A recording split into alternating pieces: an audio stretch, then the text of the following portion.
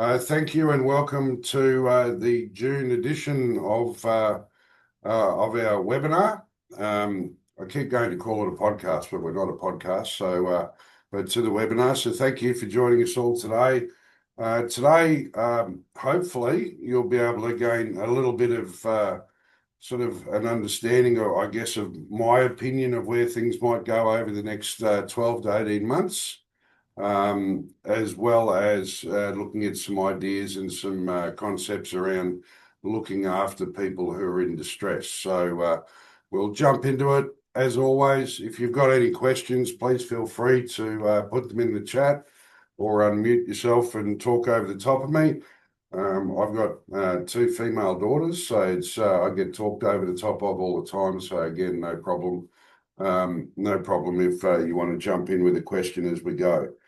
So if we just have a look very quickly at the last 12 months, there's no surprise that insolvencies are up. I think some of the stats are saying it's in the vicinity of a 45% jump in insolvencies for the same period last year. Now that's a couple of months behind, so they talk about up to the 8 months of the financial year that there's nearly a 45% increase. I don't think there's any surprise there. We all expected that there would be an increase in insolvency. What I think is a little bit interesting about it is that there's still a lot of what was originally called a couple of years ago zombie companies. So these are companies that have that really have shut down 12, 18, 2 years ago, 3 years ago. And directors couldn't afford to liquidate them or couldn't be bothered to liquidate them. So they're just shutting down the companies that have already ceased to trade. And the ATO or other creditors have got around to spending the money themselves to put the company into liquidation. So we're certainly still seeing a large number in that zombie category, but we're also getting, in the last few months, quite an increase in inquiry where the aggressiveness of the ATO is now attacking companies that are still active and still trying to find ways through. So, but when we try and look at it in terms of the total economy and all the rest of it, there was an interesting stat that I saw that in Australia we've got 3,485,000 roughly companies. So just under 3.5 million companies in Australia, and we have a population of 27.5. So we have one company for every 10 people in Australia. So there's a lot of companies that get set up, and a lot of them are quite small, don't do a lot. There's obviously some entities have got 4 or 5.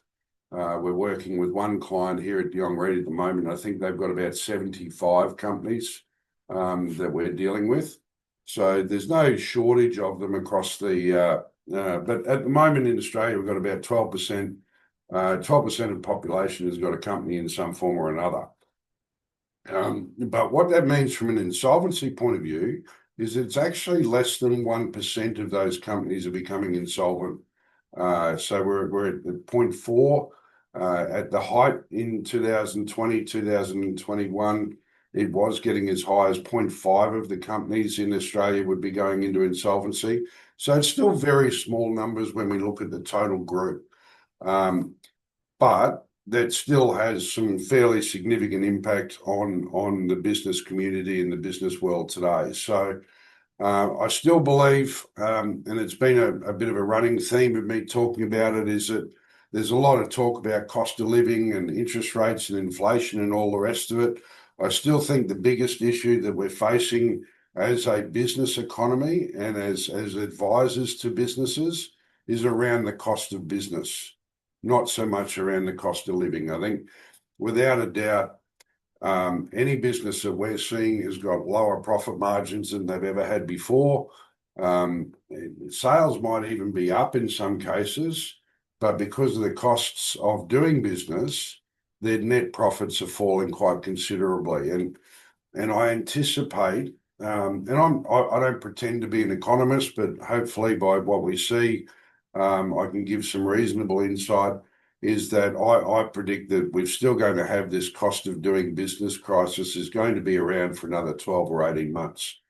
All of us as professionals know that we need to increase our fees, but we're all struggling to do that because we know that the businesses that we're dealing with are also struggling to find money.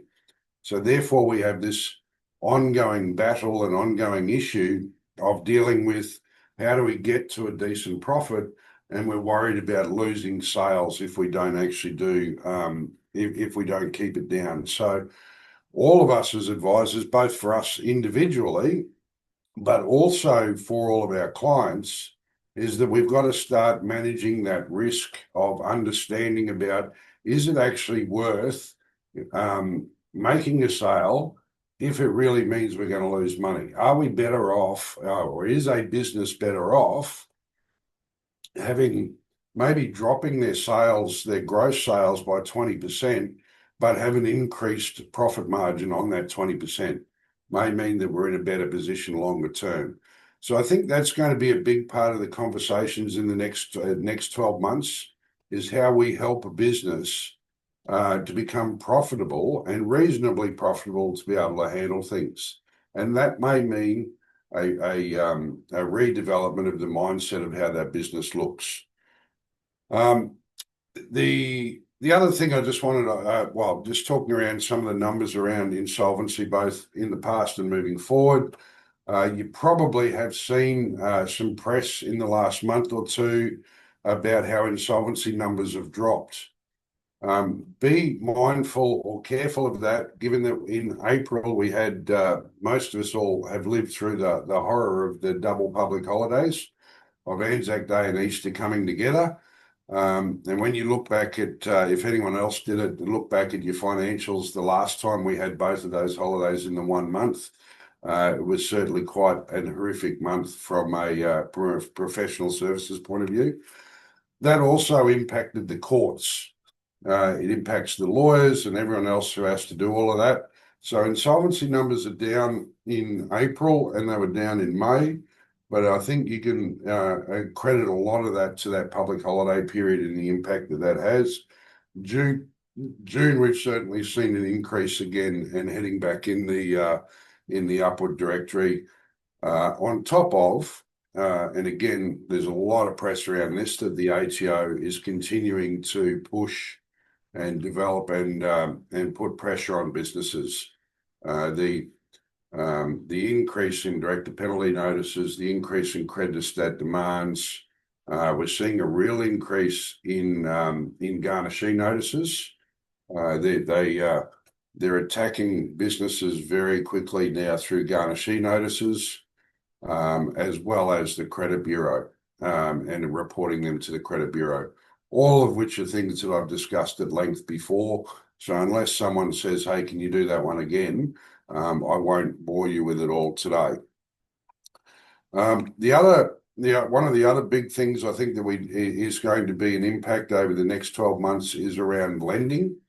Now, in the past 12 months, I was talking to a colleague the other day, and I can't remember in my living history, where I've seen so much advertising from financiers to lend against tax debt or to lend for tax debt. I think if you go back to the pre-COVID days, if you had an outstanding tax debt and you wanted to borrow money to pay that tax debt out, you had to hide it in a new pergola that you were building, or you would go and get debtor finance so that you could get the money out in another way and use that to pay the ATO. But you would never tell anyone that you actually had an outstanding tax debt. Now it's almost like, oh, I've got a tax debt, can I borrow money? Oh, absolutely, because you've got a tax debt, we can do it. So that's been the attitude over the last 12 months, and we're seeing that a lot. Again, last month I spoke about how I think that that's a really dangerous thing for business owners to do. And I understand the philosophical view that we should be encouraging people to pay tax, and I agree with that. But that comes at a cost.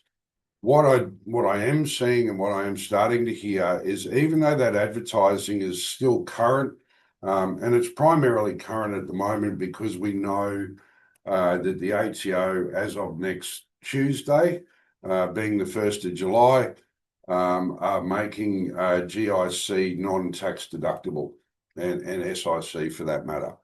So there's a big promotion out in the marketplace at the moment of convert your tax debt to a loan so that you can then continue to claim the tax deductions. Now, whether that's real or not is another thing. Keep in mind, as you all know, there are some strict rules around tax deduction about how it affects, how it's any borrowing's got to be for the benefit of earning an income and all the rest of it. But you're the specialist in that area, not me.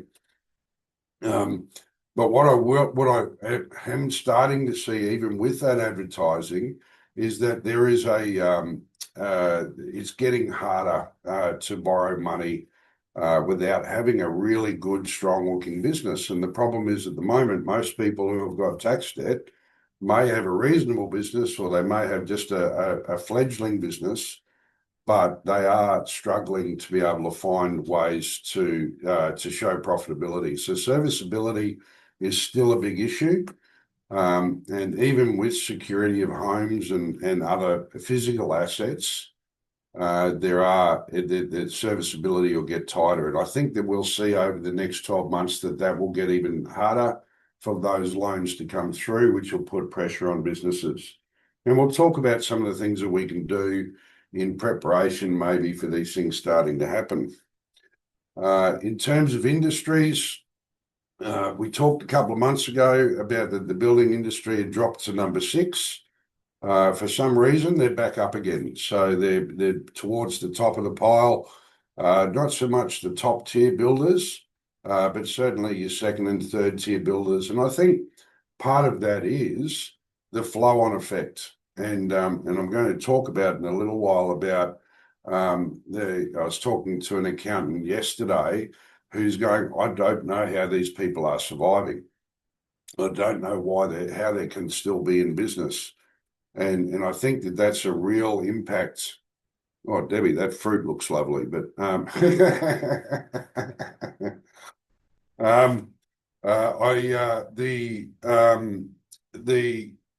completely lost my train of thought there. It looked like a lovely mango. I'm not sure if it was or not, but anyway, back on track. So I think we need to be mindful that these impacts are coming, and that they're going to continue to grow and put more pressure on businesses. So that's where I was. We were talking about how these businesses are surviving and we don't know how. Quite often, that's because they are borrowing off these fintech lenders, and we're not seeing that on the balance sheet until it's almost too late. So there are a couple of things that I just wanted to identify from a market point of view. The other thing I did want to, that has started to be highlighted, and something that we predicted probably 6 months ago, is that personal insolvencies are starting to rise. So the ATO went through a really strong process of doing DPNs last year, and they're continuing to do that at great strength now.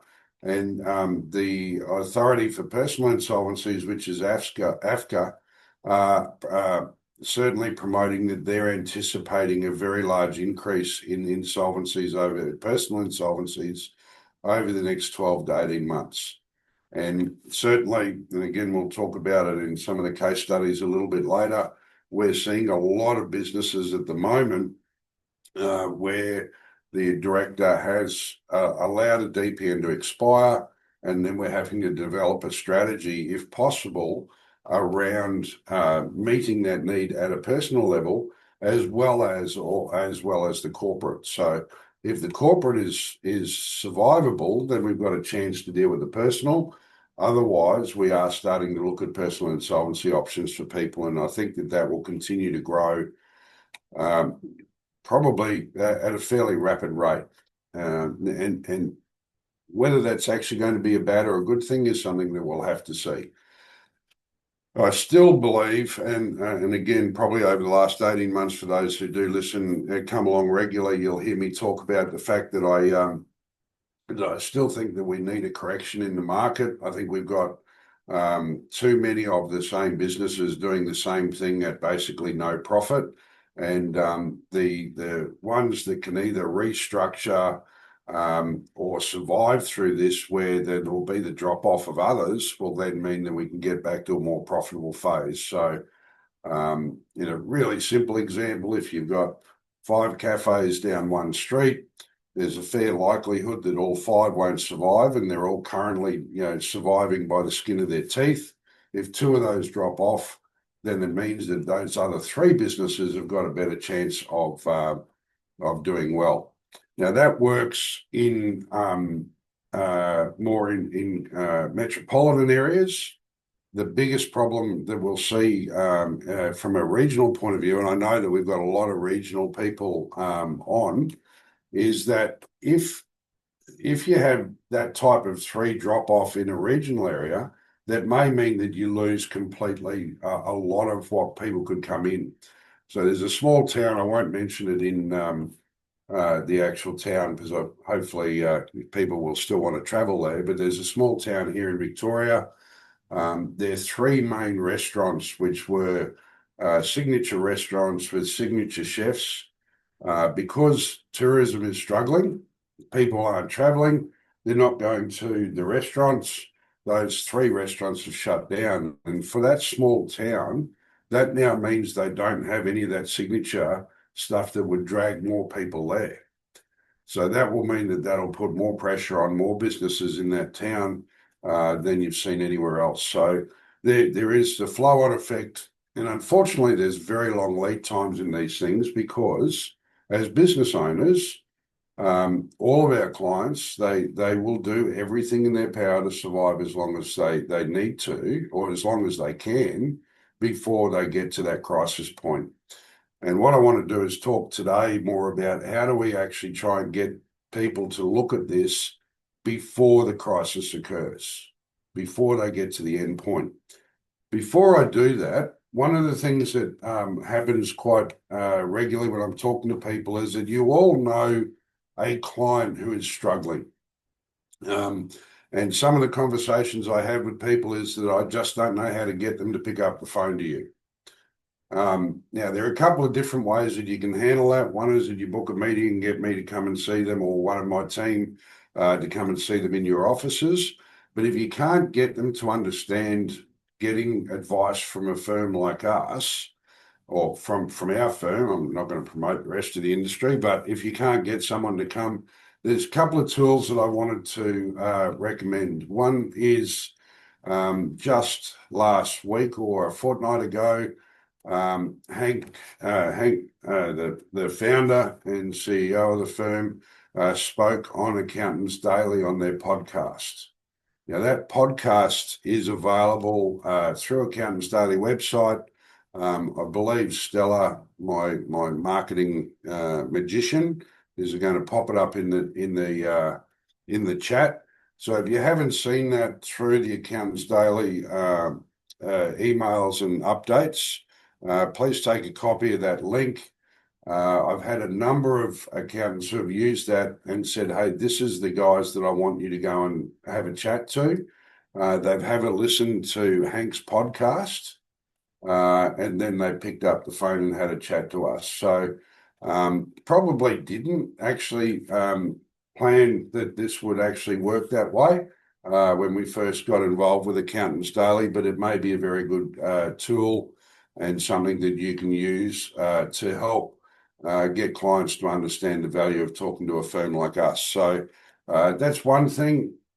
The other thing, which I didn't tell Stella I was going to talk about, is some of you would have heard Hank's story in the past about how he actually came. He does talk about that in the podcast, but we do have a shorter video where Hank talks about, and it's a video, not a podcast, where he talks about how he actually came to develop the business and why we do it.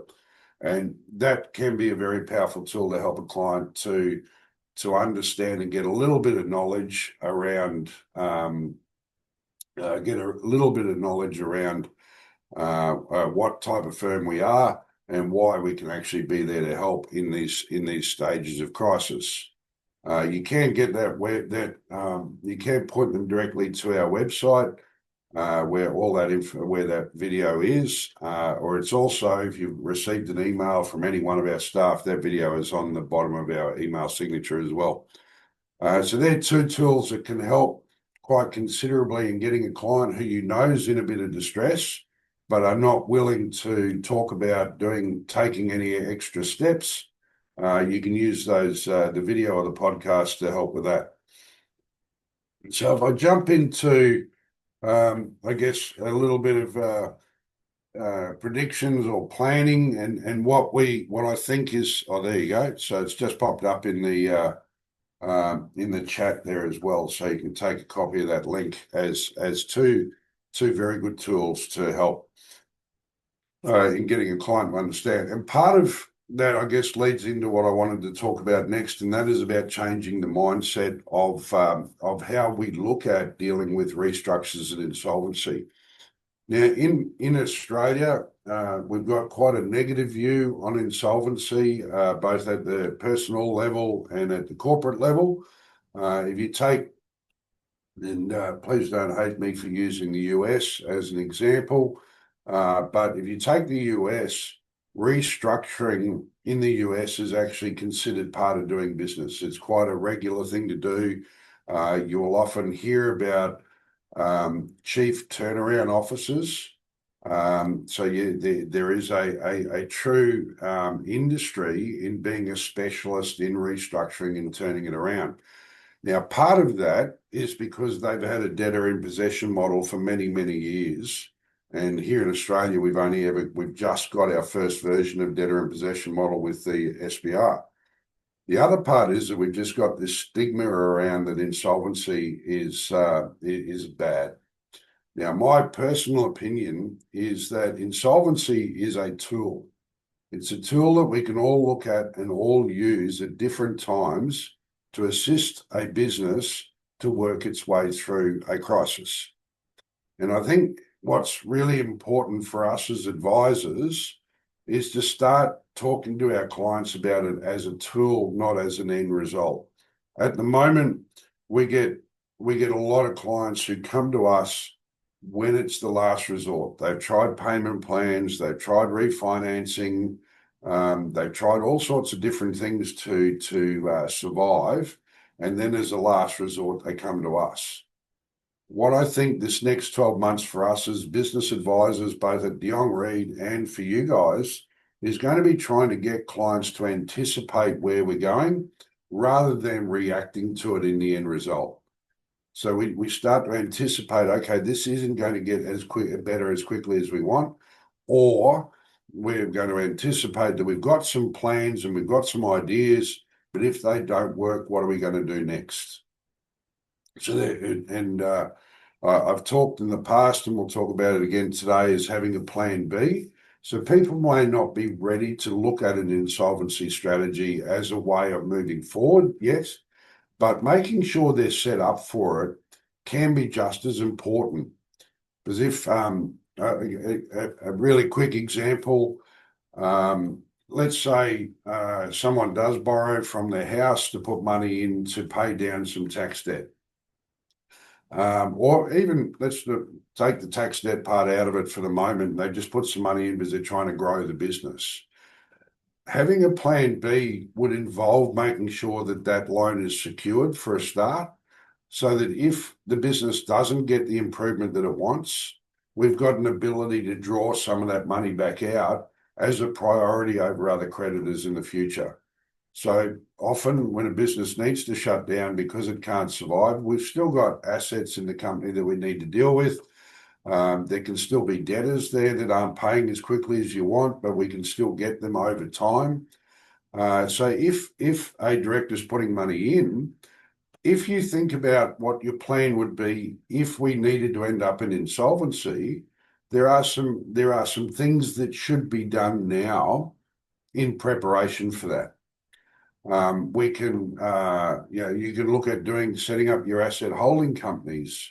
You can set up, or it may not be that you actually move the assets out, but you might move the trading into a new entity. So you structure a trading or sales entity, leaving the assets in the current entity where they are. So you're still planning for success, but you're protecting against failure. Now, that's one thing that a lot of people don't realise is an option and is available. And I strongly encourage where you can for both for yourselves, whether it's involving a firm like us or looking at it yourself.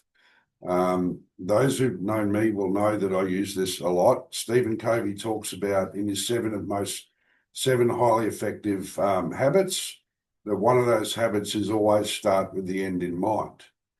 Now, the problem is that is often considered with starting with the positive end in mind. So we talk about having unit trusts, we talk about having family trusts, so that when the business is really good and we need to sell it, we can get the capital gains tax benefits, and we can get all of those other tax benefits that come with those structures. But we don't often think about what happens when the end is not great. Now, it's not saying that we're giving up, but what it is saying is that let's make sure that we're protected properly. Now, one of the other talking about being protected properly, a little known part of the legislation within the insolvency world is Safe Harbour legislation. It's been around for quite a long time now, but has been lost in the fact that it was primarily being used by large corporates.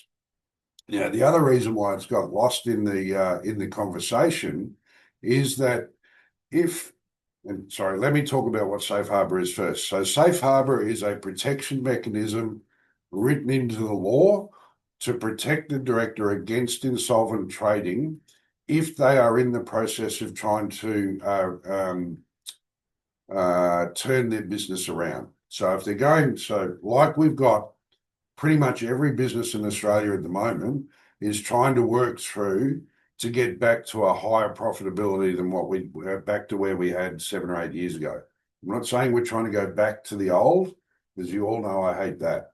But what I am saying is that we're all trying to get back to profitability. We're all trying to turn our business around and make them more profitable. And certainly that's the focus of a lot of our clients. Now, when you do that, you may technically be insolvent today. And we're talking about people with tax debts and all the rest of it. There is a level of insolvency that exists in pretty much all businesses, to be honest, particularly if they have a tax debt. What Safe Harbour does is it provides a protection that says, okay, director, you've got a plan that you think will help you move back into a better profitability to be able to pay all your bills and to turn the business around. There's an assessment done at the start which says that if you put the company into liquidation today, this would be the number. If you with your turnaround plan, you're going to end up in a better position than where you are today. Then with there's some paperwork and stuff that needs to go around it. But what that does is it then puts a protection around the director. It's like an insurance policy that if you're trying to turn around the business, will give you some protection from insolvent trading. Now that protection is actually what they call a carve-out provision. It's not actually a defense against insolvent trading. So if the company, let's say the business develops over and tries to implement its turnaround plan and it tries to get better, invest some more money, does whatever it does, and in 12 months' time, it's got to a point where it's actually no better off. And in actual fact, it may have even got worse. And then it goes into insolvency. If it goes into liquidation, and then the liquidator has an opportunity to look at insolvent trading, with the right processes and systems in place through the Safe Harbour provisions, effectively, the liquidator will not have the ability to make a claim against the director for insolvent trading, because it's a carve-out provision that says that I've got this protection you can't go after me. It's not a defence where they put the claim up and then you go, oh no, I've got safe harbour. So the problem with this provision is that it's private.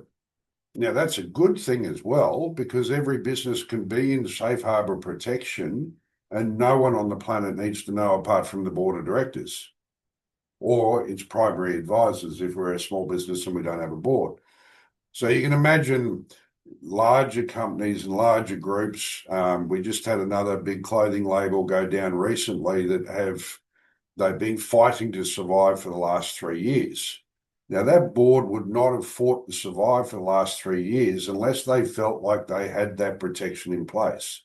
So I'm quite confident, although it's private and we haven't actually seen anything to that effect, that big board would have had advisors providing them with the advice and the safe harbour protection that they need to try and work through the turnaround strategy. Because in Australia, we still have the effect on us as directors personally. And that's part of the reason why we don't have a strong turnaround culture. But we do, that provision gives us the power to have that turnaround culture and to have that turnaround mindset and still feel protected personally. Now, in the small business market, where most of us all operate, a small business director, generally the last thing they're considering or worrying about is whether they're trading insolvently. They're worried about whether they can actually get enough money in this week to pay the wages, to pay the rent, and to feed themselves and their family. So they don't think about the risk of insolvent trading until everything goes wrong. They end up in liquidation, and then we had a lady ring up last week who's just received a $900,000 insolvent trading claim. Now we weren't involved in the liquidation, but we've been now brought in to try and help defend that position for her, because after she's put the company into liquidation under different advice, and then all of these things start to come up. So what I'm trying to say is that there is an opportunity at the moment for you all as advisors to be considering, if you have a client come into you and go, I think I can get through this, or you talk about it and you say, hey, you've got this tax debt here, maybe we should think about maybe we should think about a restructuring strategy of some kind, and they go, no, I'm going to make it. You can still put a safe harbour protection in place for them and then help guide them through that process. So if you've got clients that just refuse to accept that they need to look at restructuring yet, but you still have a fear for them, please reach out, have a chat to us. Even for small businesses, this safe harbour provision is there, does work, and can be a very good opportunity to give a bit of peace of mind for clients. And it also puts them in touch with with us, where we can actually talk about some of that Plan B stuff while they're working through the restructure phase. So I think it's been lost a lot in a lot of our communications with all of the other insolvency stuff and everyone talking about SBRs and all the rest of it. But I think the safe harbour provision, when we look at what the next 12 to 18 months are looking like, we've got a lot of people and a lot of businesses that are going to try and fight through to get to the other side. Let's consider making sure that they've got that right protection in place to do that. All right, so and providing that strategic support is really what we're talking about and what I think is going to be needed. Now, to give you an example of how we've been able to use or how Safe Harbour's worked for one of our clients, we had a client be about 2 years ago. We started with them. They're a property management business that had they had huge amounts of rights to holiday rental type properties. They provided the service and rented them out and did all what they did. The director previous to that had actually spent a lot of money financing to buy a lot of these let's call them rent rolls. It's not quite a rent roll in this case, but similar to that. But he could see that after he'd sort of probably geared himself too heavily and too highly early, but he needed time to be able to turn that into reality to refinance the debt. He'd been using the ATO because the ATO were quite soft, as we all know, over the last couple of years. So that became his unofficial overdraft. We got involved. There was no opportunity for restructure because the way a lot of these contracts worked with the leases was that if we tried to do any type of restructure, it created a default. And he was petrified that he would lose some of these properties or a lot of these properties to competitors if he opened up the lease until he was able to prove himself over time. So he was adamant about going through a turnaround plan, which had involved getting some finance. There was some restructuring of personnel, and there are a couple of other marketing strategies and various things that he believed would turn the business back into the higher level of profit, along with reducing some of the debt. Now, reducing the debt and refinancing the debt was a 6 to 9 month process for this type of product because there was quite intricate valuation processes that needed to be done for these leases and this property management stuff. So we did an analysis and we talked about having Safe Harbour and making sure things were in place. We did the initial analysis that if he shut the doors today and liquidated today compared to what his plan was over the next 12 to 18 months. And then we provided, not only did we provide the regular reporting needed for the Safe Harbour or the regular recording of it, what we were able to do was we helped with the refinance, we helped with the reduction in the staff and the restructuring of the staff. Didn't particularly get involved in the marketing, not really my area, certainly marketing his business.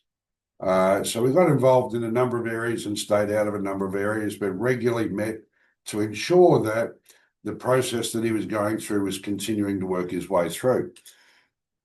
Long story short, unfortunately for him, what ended up happening was that the refinancing that he wanted to get and believed that he could have got effectively dried up. So the ability to get the money that he wanted to from the sources that were available at the time just weren't willing to play with him.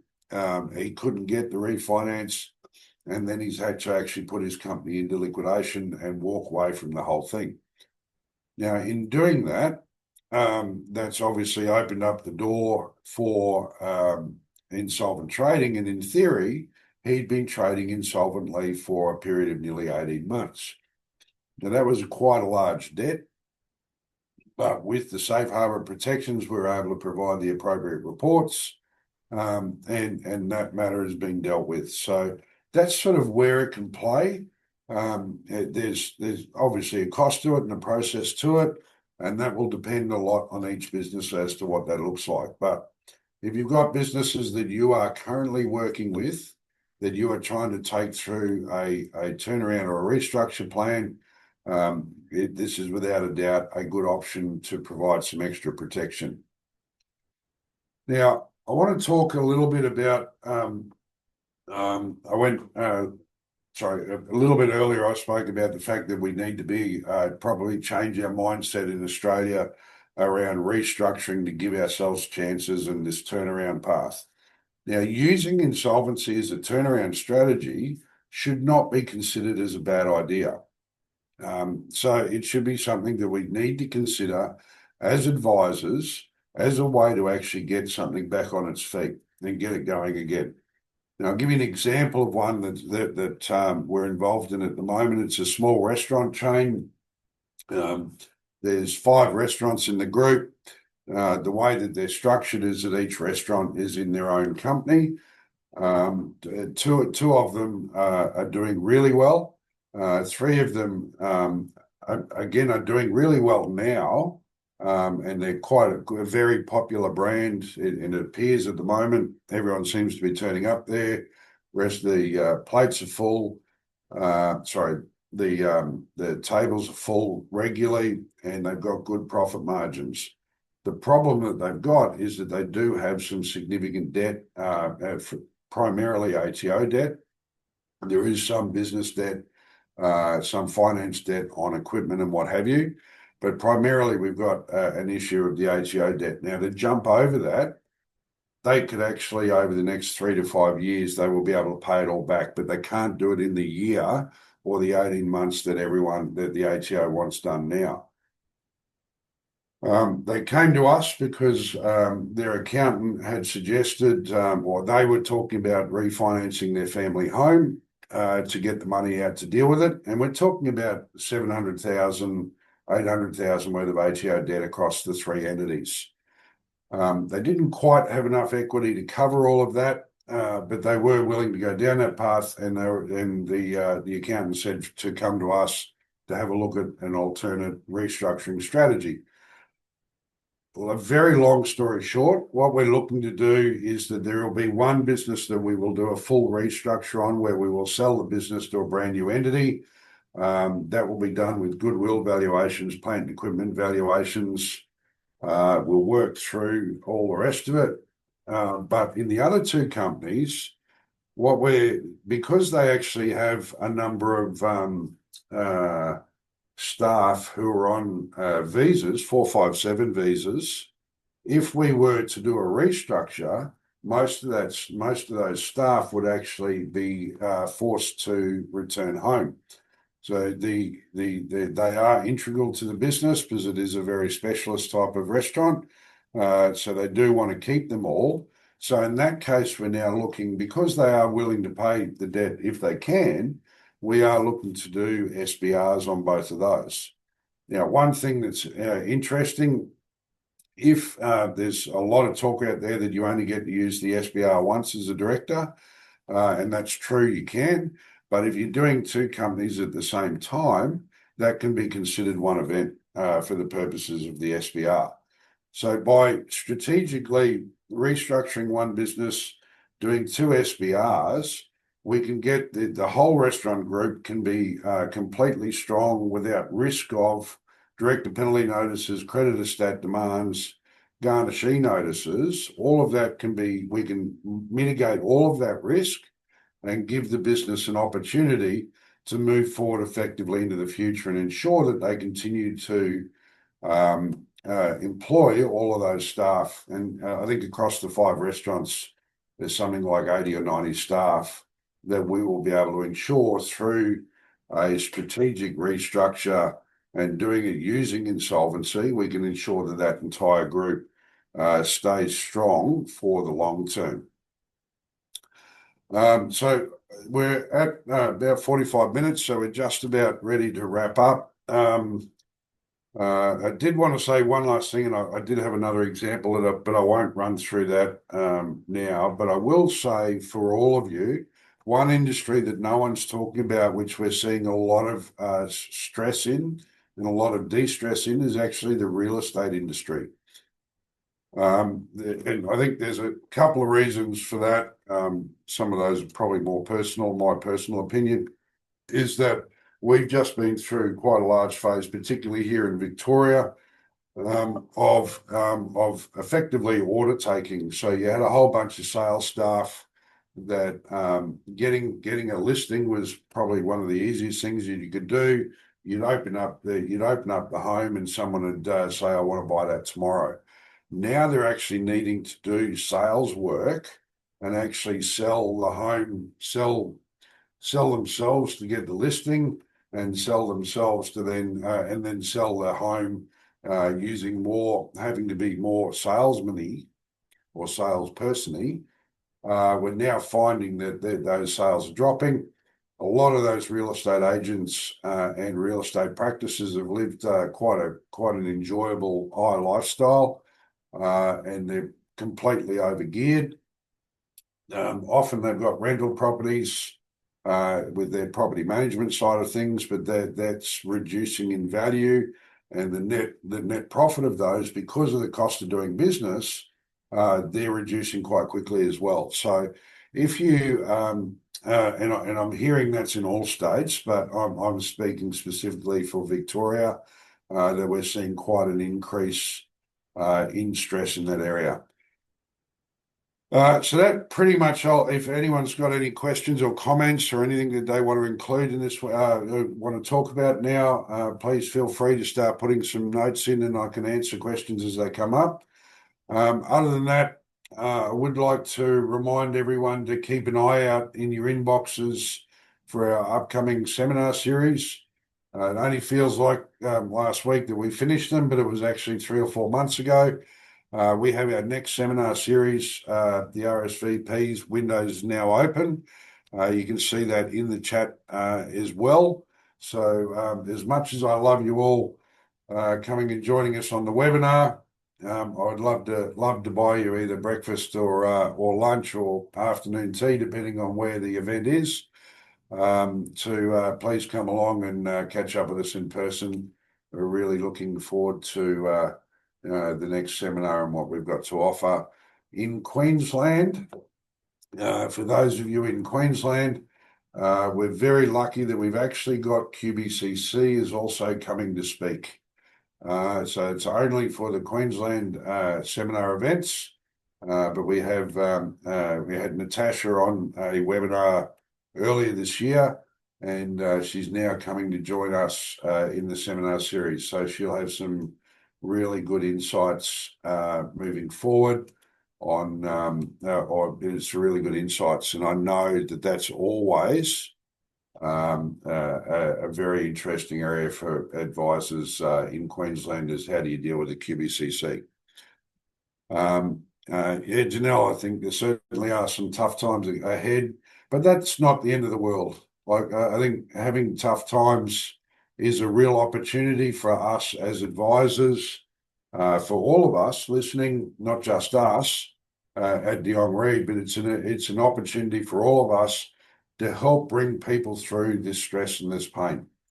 And I think that there are some very, very good opportunities, both from a business point of view and from a personal point of view. I think one of the greatest joys I get in my life dealing with this type of stress every day is that seeing a car on the road with a business name on it that's still on the road because of what we were able to do to keep them alive. That staff member may never have known that they've been able to keep their job because of some of the tough decisions and the tough activities that the director and their advisors help them make. So for me, it's a great pleasure. I think we're all in the next 12 months going to have that opportunity to help someone survive that would not have otherwise survived without all of our help. So please have a wonderful day. There's no real questions popping up. Again, I'm happy to stay on, Janelle. I'll go just let everyone, but you can help sole traders just as well. There are a lot of opportunities to help sole traders. It is different to a company. You've got different strategies that are available, but you can still help sole traders. But thank you everyone for joining us again today. I really appreciate your support, and I look forward to. I think we've got another webinar in July leading into the seminar series. But if not, you'll see us when we're next on. But thank you very much for joining us all again today.